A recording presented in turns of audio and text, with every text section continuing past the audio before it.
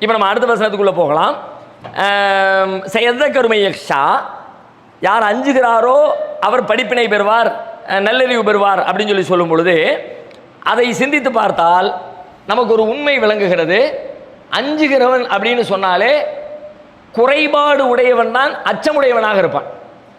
எப்போவுமே எந்த காரியத்தையும் தப்பாக செஞ்சிருவோன்ற பயம் யாருக்கு இருக்கும்னு கேட்டால், யார் அஞ்சுவானா நம்ம தப்பாக செஞ்சிருவோமோன்னு யார் நினைக்கிறான்னு அவன் தான் பயப்படுவான். அதெல்லாம் தப்புக்கு வேலையே இல்லை, ரொம்ப பெர்ஃபெக்ட் அப்படின்னு நினைக்கிறவருக்கு பயம் இருக்குமா? அச்சம் இருக்குமா?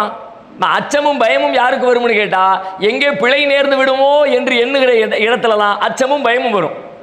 மனுஷனுக்கு இந்த உணர்வு ரொம்ப அவசியமானது. மனிதன் அவனுடைய வாழ்க்கையில் முன்னேறணும் அப்படின்னா அவன் அச்சப்பட்டு கொண்டே இருக்கிற காலம் வரைக்கும் முன்னேறிக்கிட்டே இருப்பான்.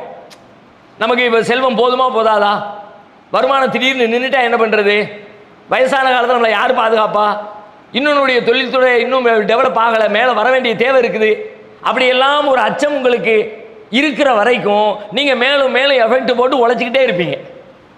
எப்போ உங்களுக்கு அந்த அச்சம் போயிடுச்சு, அதெல்லாம் ஒன்றும் தேவையில்லைப்பா, அதெல்லாம் இருந்து அப்படின்னு நினச்சிட்டீங்களோ அதுக்கு பிறகு நீங்கள் மேற்கொண்டு உழைக்க மாட்டீங்க. இது போதும் அப்படின்னு நினைக்கும் போது, போதுமானால் இன்னும் 200 வருஷத்துக்கு வச்சு சாப்பிடலாம், 7 தலைமுறை திங்கலாம் அப்படின்னு ஒருத்தனுக்கு மனதளவில் தெம்பு வந்துருச்சுன்னு வைங்க, அவன் இதுக்கு பிறகு மேலே கஷ்டப்பட்டு உழைப்பானான்னா உழைக்க மாட்டான். அதுக்கு முந்தி எவ்வளோ உழைச்சானோ, எவ்வளோ பாடுபட்டானோ, எவ்வளோ ரிஸ்க் எடுத்தானோ, எவ்வளோ இரவு பகலா அந்த உழைப்பில் தன்னுடைய நேரத்தை செலவழித்தானோ அதில் பாதி கூட போட மாட்டான். அப்படியே ஃப்ரீயாக இருக்கும்போது இப்போ வந்தால் வரட்டும் பார்க்கலாம், சும்மா கடையில் வந்து அப்படியே ஜாலியாக உட்காந்துருப்பார். அதுக்குன்னு விளம்பரம் பண்ண மாட்டார், அதுக்குன்னு அட்டங்க எல்லாத்தையும் தொடச்சி அடிச்சு வைக்க மாட்டார். வந்தால் சாமான் எடுத்துகிட்டு அதில் ஒரு 2 கிடைச்சா ஓகே, கிடைக்கலாட்டி பிரச்சனை இல்லை.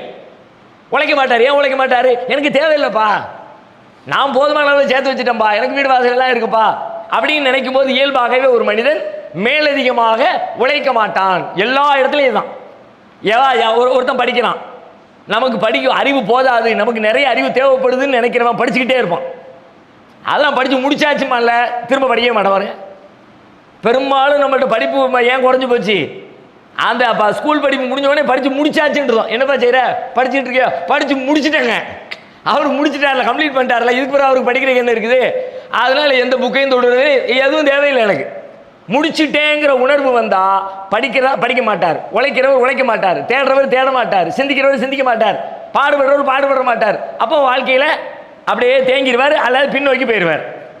இப்போ அல்லாஹ் சொல்லக்கூடிய வாழ்வியலோடு பொருத்தி பார்த்தா, எவன் அஞ்சுகிறானோ அவன் படிப்பினை பெறுவான் என்று சொன்னால், அஞ்சுகிறவன் தான் உழைப்பான், அஞ்சுகிறவன் தான் பாடுபடுவான், அஞ்சுகிறவன் தான் முன்னேறுவான் என்கிற வாழ்வின் யதார்த்த உண்மைகளையும் இந்த வசனம் நமக்கு கற்றுத்தருகிறது.